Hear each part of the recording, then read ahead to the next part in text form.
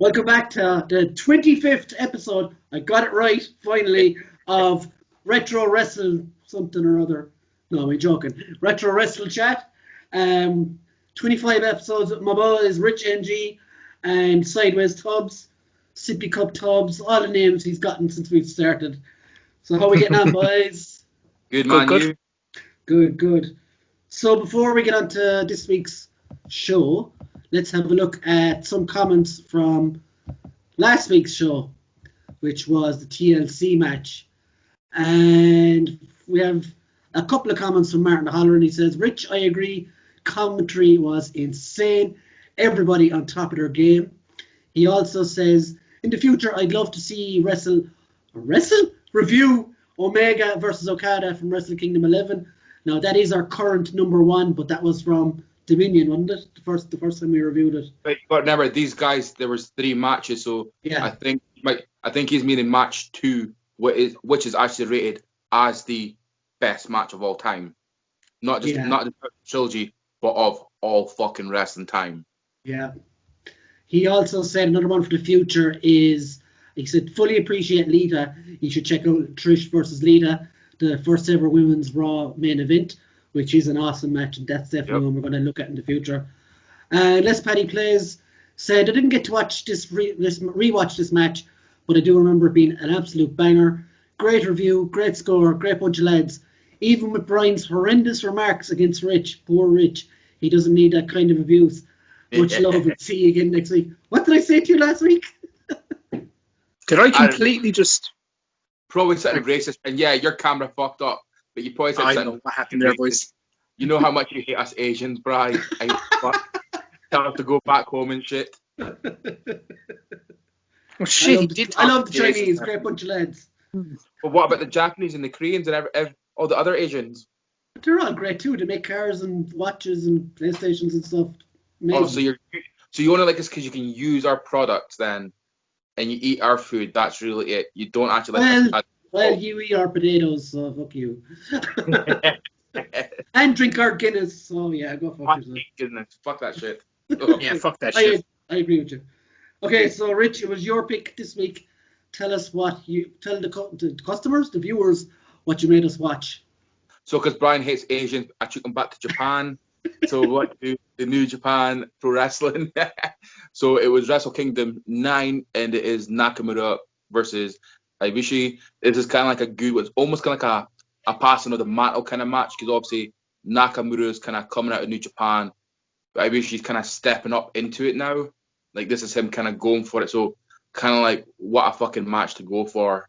Man, I watched this match 3 times today. This match is... I will say first of all, this particular event, Wrestling 9, wasn't it?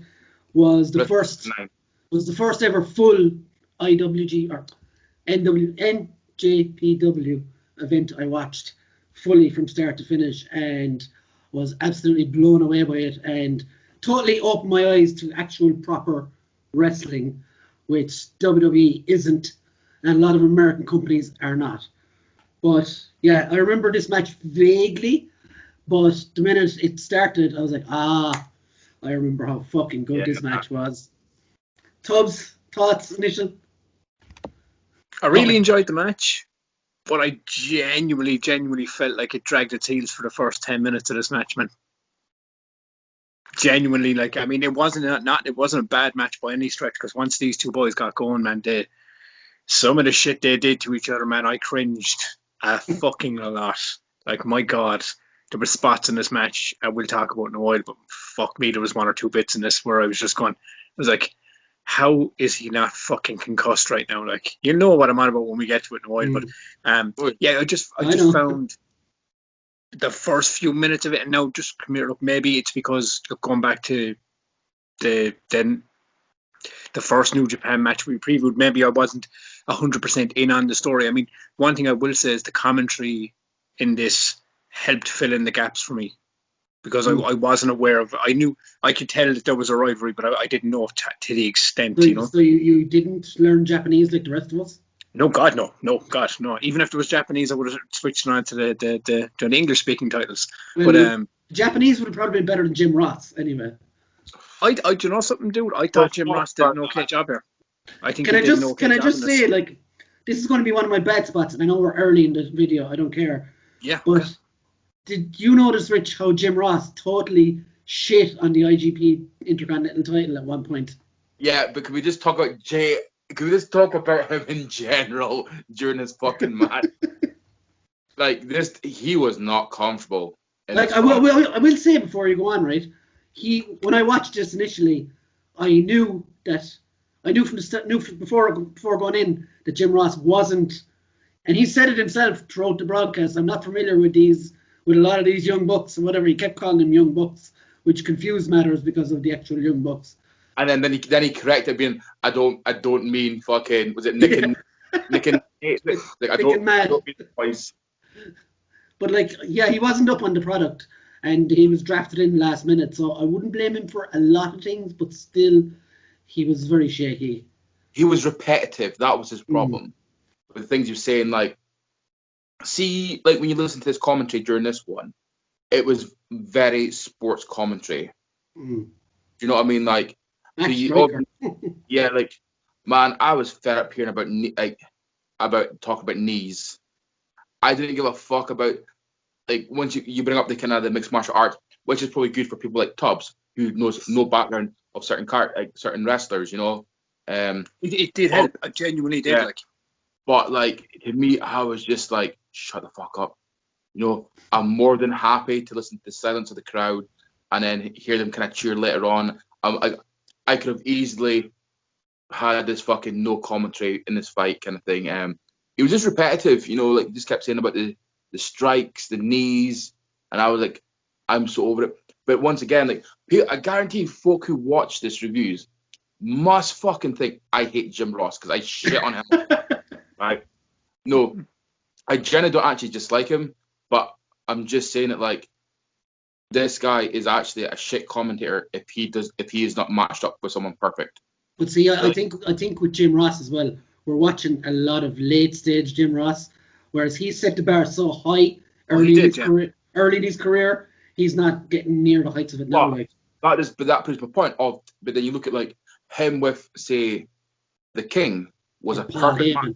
As I'm saying, in Paul Heyman, like, these were perfect matches where you put him as, like, because you go like, he is meant to be like one of the best commentators there is, well, spoken English commentators, but it just shows that he isn't actually that great to carry someone else.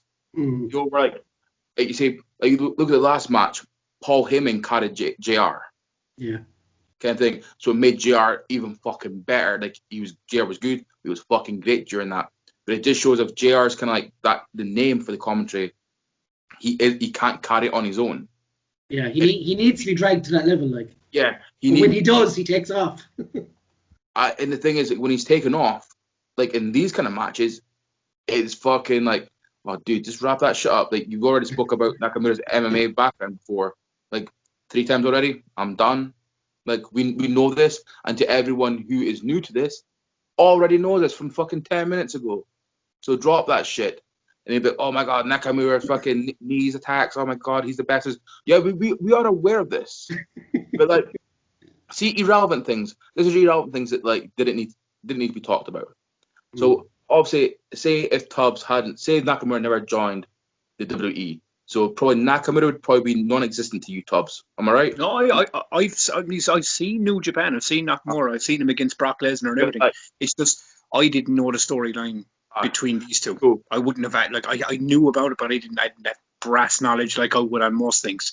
So that's why I think in this aspect, the commentary, like, going into all of the other details about, like, you know, like Ibushi's like concussion problems before them, it kind of gave me a better idea of, like, okay, I know I can kind of gauge where this is going now and why they're kind of where they are. So it helped me. Do you know what I mean? Like, that's what I'm saying. Maybe that's why Jim Ross was repetitive, because you know, for the casual, that for the casual viewer picking up a New Japan match might not know what the background to what's there, you know. To my point then, right? To the majority of people, like, I guarantee Paddy, if he goes watch this match, that's what I was thinking of as well. Yeah, he won't know these wrestlers, right? Does he really need to know that Nakamura was a fucking a Queen fan? He likes Michael Jackson and stuff.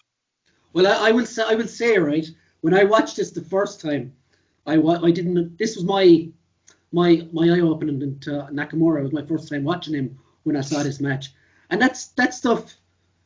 Tell me once, like you said, that's fine, and that did kind of help me the understanding of the character when he starts coming out and all these fucking weird mannerisms and stuff. You kind of get an idea of what the character is then, but you don't need to repeat it. I find it pointless. Then to be like, if you don't know who Queen is, go and Google that shit. Yeah, that was a fucking stupid comment. I think. Once again, it just goes to be like, hey, I don't mind JR, but it just shows you he is not that great of a commentator. On when he's taking the lead, he was dog shit. But hey, this match was amazing. This is just getting us onto the bad points. Let's get onto the fucking the match alone. So Tubbs, before you go on, Rich, Tubbs, tell us why you think the opening dragged. I mean, as I said, for me, when I got in there, I thought, for one, I'll go off the bat. I thought that the whole stage setup and everything was the pageantry of the entrances and everything were fucking unbelievably cool. I really enjoyed all that. Even Nakamura, because it's as I said, I would know him more from his from his WWE stint now. But I've always said to you, Brian, I've loved his entrance even in NXT. But to see a different version of it, a hybrid version from my eyes, I would say a fresher, older tech. They present him over there like fucking megastars. He's presented like a superstar, and he's charismatic as fuck. He's obviously that. You look at him in WWE now, and man, Jesus Christ, it's shocking to see how bad they dropped the ball with this guy. He is just a fucking. He's an embodiment of a fucking superstar. Even the way he carries himself, eccentric as fuck. By the way, but that's what makes him.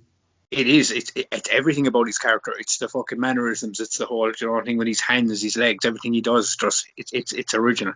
But the first 10 minutes, I felt it just felt like they were trading blows back and forth, as you do with the start of a match, feeding each other out. But it was all this kind of I'm gonna take your move and then I'm gonna reverse it. I'm gonna do the move. It's kind of they were trying to take shots at each other. And as I said, now maybe that comes down to me not knowing the full history. Maybe in the match before this, maybe they were. Do you know what I mean? I don't know. I was just trying to figure out my head. I was am I losing something? Or am I missing something here to why this is kind of pacing to me? The way, Rich?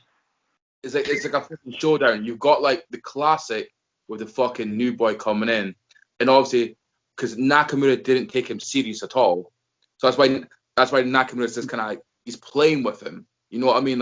He's just fucking about. And obviously, Ibushi's kind of a bit well, fuck it, I can do this as well, kind of thing.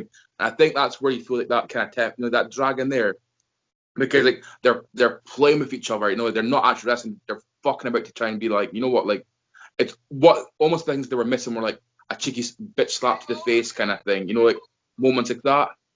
Brian, that was my phone. If you're wondering what the fuck that was, there, you had to go. I was like, what is that, Brian? Are you?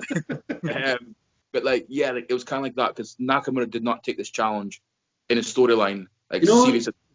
What popped into my head there, right? And this is a language you probably understand better, Tubbs. The Undertaker and Jeff Hardy match from years ago. Okay, yeah. That's what it reminded me of. Flash forward to the finish for a second, and Nakamura goes down and fist bumps him, showing them the respect. It's the very same concept, I think. Okay. No. I mean, as I said, I don't mean it in a bad way. I don't mean I hated the first 10 minutes of this match. It wasn't that at all. It was I was trying to figure out.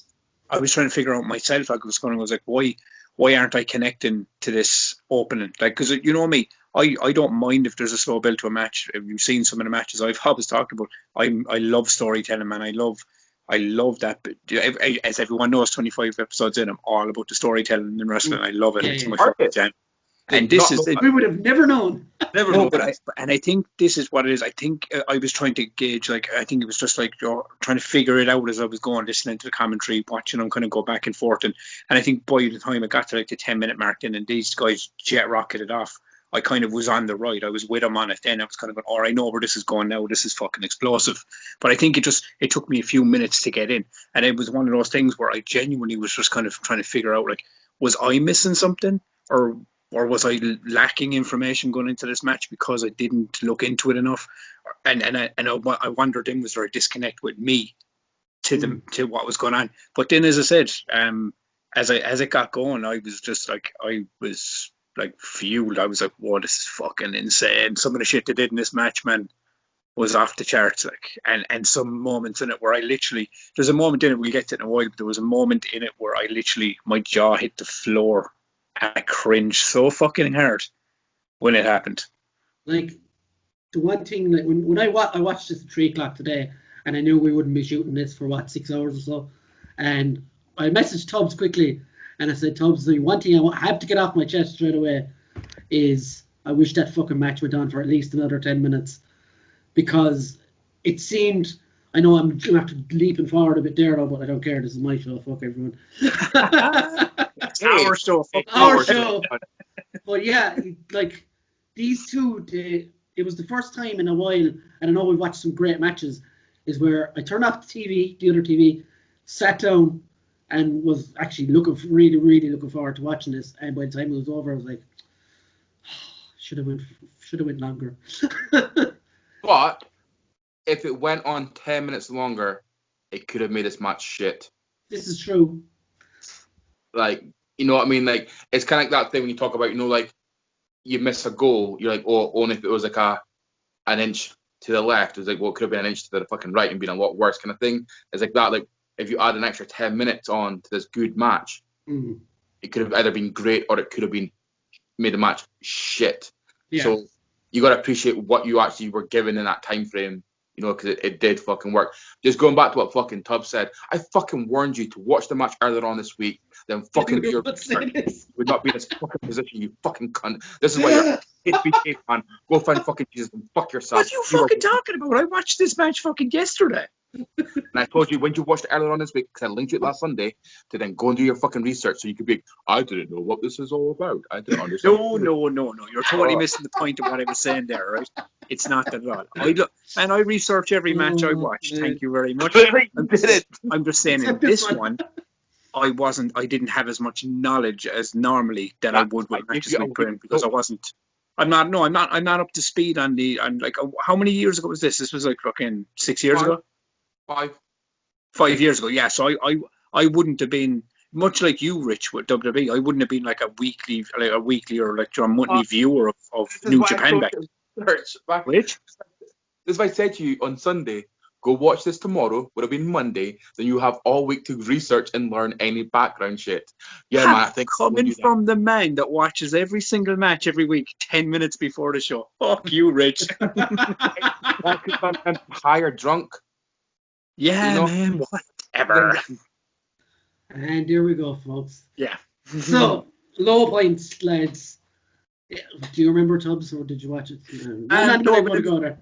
No, as I said, it's like fucking small jokes aside, Regan, you cunt. Give it to me. No, as I said, it was just, you know what I mean? Like, as I said, it was just, I felt the disconnect in the first 10 minutes of me getting into this match, kind of, I found, and that's not a low point on the match, that's just a low point from me as a viewer of this match, because, you know, maybe it was from my side, I couldn't connect off the bat. I was trying to figure out, like, as I said, listening to story, listening to commentary, kind of trying to figure out what the stakes were and what was kind of going on. And then when I found out, when I had it, because as I said, I knew bits of the story. It's like the Omega match. I knew sections of it. I didn't know which match we were in, but I knew the build. I knew the kind of the characteristics and the story going behind it. But I wasn't, as I said, I wasn't a weekly viewer of New Japan at that point. So I definitely didn't know all the ins and outs of this one. But no, that one, there was a couple of things in it that, like, as I said, this is nitpicking because it's, like, as I said, this was a stellar match. As well, so yeah, like once this got going, there was more, as I say it all the time, there was more good in this match than there was bad for me, and the good outweighed anything that I had a problem with, you know. So yeah, just a disconnect from me. But as I said, that's not really a bad thing on the match. That's not a nitpick. That's more personal, because I was, you know, me trying to connect with the match at the beginning. But there was just a couple of things, like, as I said, man, shots that, like, were looked sloppy, but I think that's the style that they were going. They were just throwing, like, these shots out of nowhere, and they were, like, hitting sloppy, like, knees. I think fucking at one point Nakamura hit him with a knee. I think he hit him right in the side of the fucking head, like, when he was going, but he was going for his ribs, but came in at the angle. But that's, as I said, they're nitpicky things, man. There was too much in this match that was good, that I really enjoyed. So I kind of forget the stuff I didn't like outside of the disconnected in the first 10 minutes, you know. I kind of, my memory is kind of focused on the things I loved about it. Yeah, like for me, low points, similar enough to you, Tubbs, like they lashed each other with rights and lefts. Some of them looked a bit wishy-washy, but that's a very like minor point. Like they might miss it one or two, but then they totally compensate by lashing each other with the next one. Do you know what I mean? Like some of the outside of the ring stuff, I wasn't a fan of. It was kind of when they went outside the ring. I think they only went outside the ring twice. Oh yeah, that's what I mean. It's like the running. Didn't really do much out there, bar the Nakamura knee, was it, on the side, on the apron. I could have done without that, because these two will do their best stuff in the ring, as we saw. So yeah, not really many low points for me. Rich? There's the repetitive of the commentary. Yeah, the commentary as well. Jim Ross is my major low point, actually. Yeah, like just the repetitive on his commentary. One thing I disliked about the match. Once you understand like how this match was, like obviously to someone like yourself, Tubbs, like you didn't get the first 10 minutes. But if you understood the 10 minutes of this, the start of this match, it makes sense. It all makes sense. You know what I mean? So there wasn't time wasting. It wasn't just being like kind of like lagging or anything. As for those kind of like potential sloppy like kind of combos and that, it kind of makes sense if you're going full pace at each other, but then you're trying to go and do those combos on each other when you are fucking blocking each other and stuff. Like you see some of those combos that they were going back at each other. And it looked messy. There's going to be ones that you're going to miss and stuff, and it made it more realistic, because when you're going in for combos, how many times are you actually physically going to go and land an actual combo? Do you know what I mean? So it made it feel more realistic. Going, I've already taken a fucking beating because these guys beat the fuck at each other. So oh god, yeah, I can't deny that in any way, shape, or form. You get that energy, kind of like fucking second wind, and you're going for that kind of combo. You're still fucked when the guy's fucking blocking you, maybe getting a cheeky smack back in. So you're missing that. So to like where you're like kind of like, so now it's kind of maybe like a low point, but you had to nitpick. Once again, to me, it was perfect on the storytelling of this match. But yeah, JR was the weakest fucking point, which is so disappointing, because I do feel constantly, majority of the time when there's a JR commentary, I am fucking bitching about him. And the mad thing about it is, Rich, is it's just crazy how it works. Like, because for me, JR's commentary along with Matt Stryker, was it? I found even like as I said, there was repetitive things. They said the same thing over and over again, but for the whole, it helped me understand the whole kind of story behind this match. And I think for me that's something that was missing with the Omega match, was when it, because obviously the Japanese commentary, I didn't get the story build while I was watching it, even though that match was good enough to stand there on a 9.5 to near 10 on its own. You know, this one for me was like, at least that helped me kind of gauge more of a connection in, even though, as I said, the first 10 minutes, as I said, weren't a match, it was me. It was more of a personal thing, trying to gauge myself into it. But no, I'm not disagreeing with you, because I agree with a lot of what you're saying about the commentary. It's just, I think it helped me as someone that wouldn't have been like a complete. It's fucking not your forte, basically. No, not even my forte. It's like, I think it helps someone that's not fully in about these characters. You know, no, not even WWE, man. It's just this, because I didn't know what the full arc behind it. So I think the commentary helped me kind of gauge in a bit more. Which so just to wrap it up, like the one line that pissed me off about JR was Matt Stryker was explaining the lineage of the IWGP Intercontinental title being one of the most important titles in New Japan, and Jim Ross turns around and replies and said, "Why would you want to be the champion of the second most important title in the company? It's just illogical."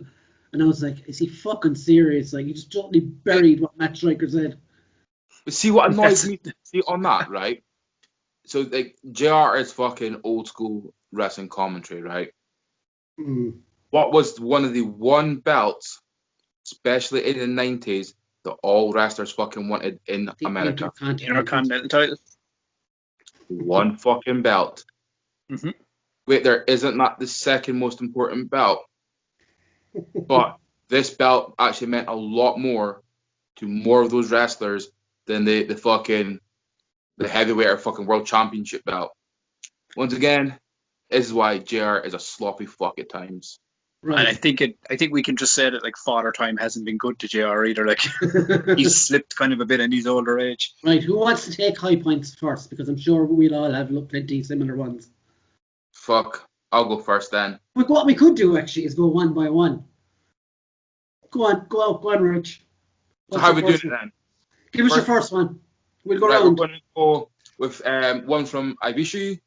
Nakamura's on the outside. He runs fucking up so quick onto the turnbuckle into fucking moonsault, lands on Nakamura. Holy shit, the execution, landing it, everything. This was fucking flawless, and this is one of Richard's fucking brutal moments of the week.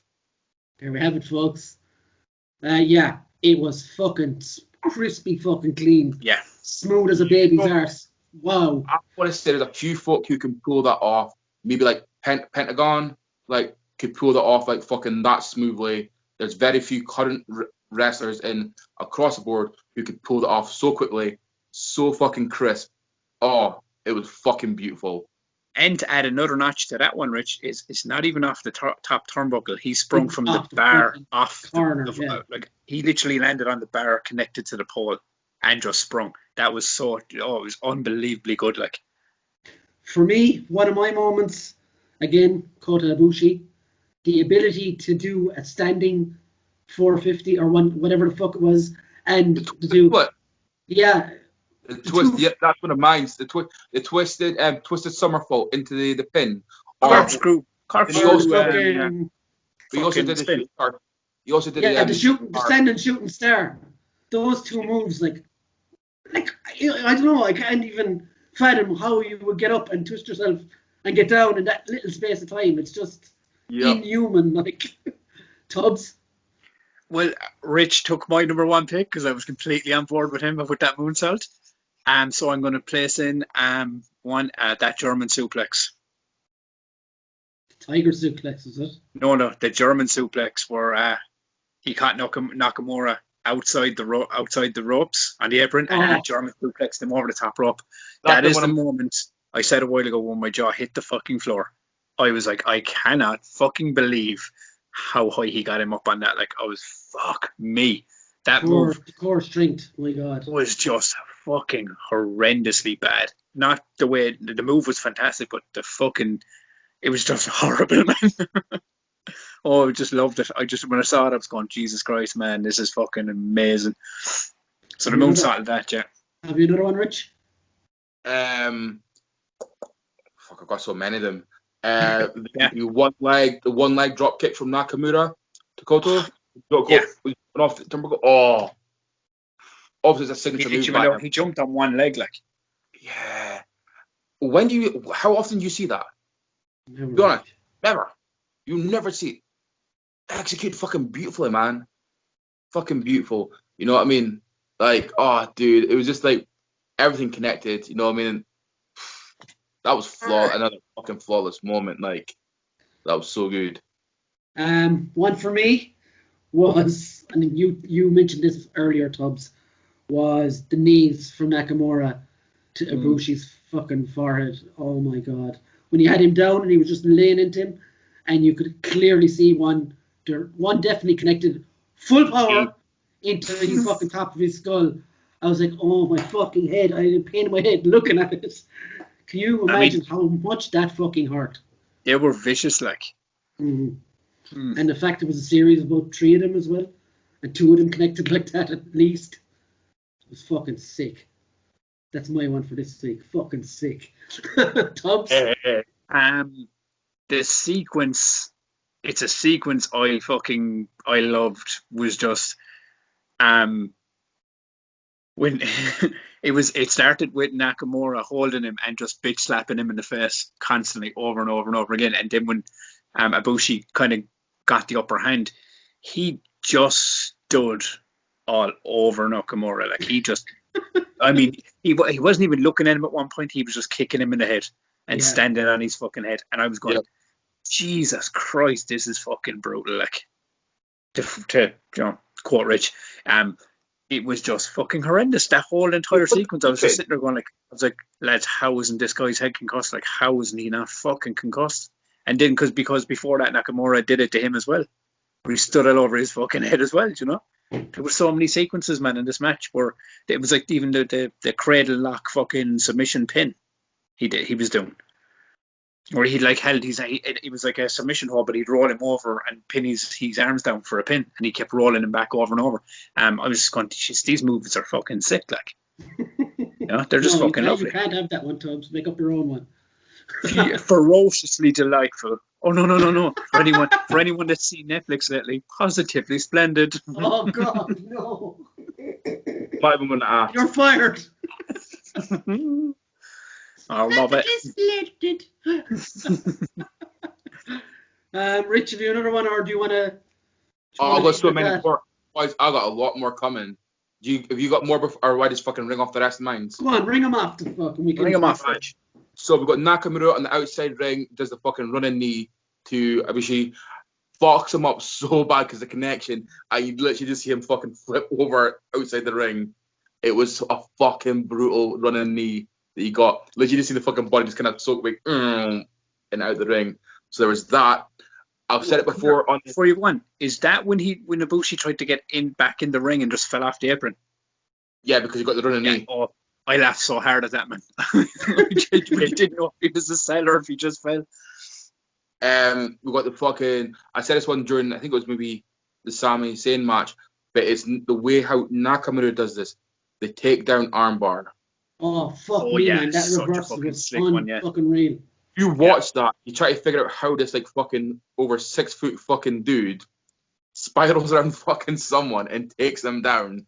It's just like mental, like, man, it was fucking beautiful watching and that. It's a legit MMA move as well, like. That's what it was though, Rich. Do you remember the spot I mentioned a minute ago where like Ibushi literally just dances on his head? Yeah. It was after he reversed that out of that move. He just danced on his head. That fucking move was so sick. So you've also got Ibushi fucking stealing obviously, like, because Nakamura's coming at the game and Kota's kind of like stepping up. So there's a lot of his like tauntings he was doing. But it's when he did his signature fucking kind of grabbing the ropes, drops down, and then does the fucking running knee and connects it. And I was just like, that's fucking brutal. Like what did you think of Nakamura kicking out straight away though? Do you know what though? It kind of makes sense. See, when you create, I'm a believer in when you create a monster, you have it. Well, here's a good one. Monster, yeah. Yeah, here's a good one for you, right? To everyone watching this is a great way everyone's going to understand this, right? We're going to talk Batman. Scarecrow has his fucking his stuff to obviously make sure. He is going to have the antidote to cure himself. So like he is immune to this now because he's overdone it. So it's kind of like Nakamura has created this fucking monster and had it on him so many times that it doesn't really affect him as much. Obviously, sometimes it is going to, but the thing is, what you learn with this match is like they had like the Hulk Hogan moments. Like this is a thing for Kota. Like, you know, you get to a point where like his second win, when you beat the fuck out of him, you was laughing. Yeah, he laughs off, and that's a part of his character, kind of thing. It kind of makes sense that maybe Nakamura did fucking shake it off. It's kind of like you can't use your own fuck. It'd be like almost like say, like Shawn Michaels using a sharpshooter. No, I wasn't even going to say that. But I was going to say like say like Kevin Owens doing a super kick to Shawn Michaels. It wouldn't be the same effect as Shawn Michaels doing the switching music to Kevin Owens. Yeah, I get you. Yeah. Does that make sense, kind of thing? Yeah, it does. You know that Shawn Michaels would have kicked out the super kick, where Kevin Owens would probably not kick out the switching music. Yeah, you know what I mean? Because it was similar, but it just wasn't the same. If you know what I mean? It's like when Nakamura does it, it's like fucking that shit's cranked to 11. But when somebody else does it to him, you're looking at a 7 or 8. So it's not quite the finisher because he hasn't mastered how to finish somebody off with that. You've also got Nakamura doing the fucking off the top turnbuckle, the knee to the back of the head. Fucking brutal. But I'll leave it at that because I could legit just keep on going. Like there was so much fucking great moments during this this fucking match. I could keep on listing majority of this shit, but I'm not going to drag this on. I generally think if we keep on going on, we're just spoiling this match for anyone to watch this. Yeah, exactly. I think anyone with any passing interest in wrestling should go fucking watch this match. I'm going to start with you, Tubbs, because you seem to have a few problems with it. What would be your final score for this? Well, see, this is the thing about it. As I said, this is kind of a match where I don't think the problems stem from the match. I think the problems are more me finding it a bit of a disconnect at the beginning of it. But as I said, that's more me trying to connect with what's going on and figure out what's the story in behind it and stuff.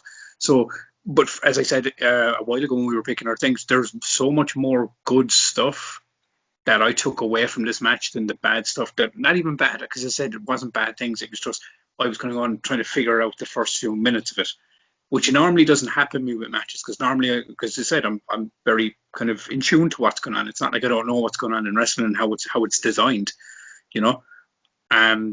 So I kind of am I'd like to think I'm kind of in tune with all that stuff at this point. But yeah, this one was kind of a bit more me. So I can be honest and say, like, the match, it wasn't the match that I was disconnected from. It was kind of more me trying to figure out the beginning of it. So I would give it a 9.5 off the bat. Woo! Higher than I expected, Tubby boys. Yeah. Higher than expected. As I said, Rich, the score is high because the match was it was fucking really, really good, man. Do you know? 10? 10. Ooh. So it's down to me, boys. Does it pass out the main one? I am going to give it a 9.5 as well. So that is 29. Second and that place. Is level with Omega and Okada. Oh my god. We should have just fucking gave it 10s, man, or even not. No, I was so close. So my reason for 9.5 is obviously I felt they built the foundation for a longer match, and the JR thing pissed me off no end. So that's my only reasons for not docking 0.5 off of it. Otherwise, yeah, perfect score nearly. You know what? Like, I'm happy but fucking frustrated. You know what I mean? Like, boys, I've been saying this week after week now that we're trying to find that match to knock off the Okada on Omega match, right?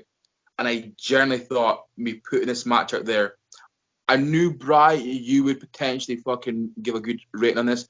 I didn't know if you would Tubbs on the basis of not knowing a lot of the back into it and not having, like, maybe there wasn't too much of a story to it. But I thought that might take away a lot for it. But I honestly thought, like, man, that I was playing Rich, I will say one thing, Rich. This isn't the best match on this show. What are you saying is the best match on this show then? This isn't the best match on that Wrestle Kingdom 9. Oh, no.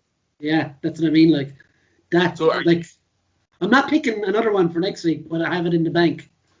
You probably know the one I'm talking about. We ain't going to talk about it, though.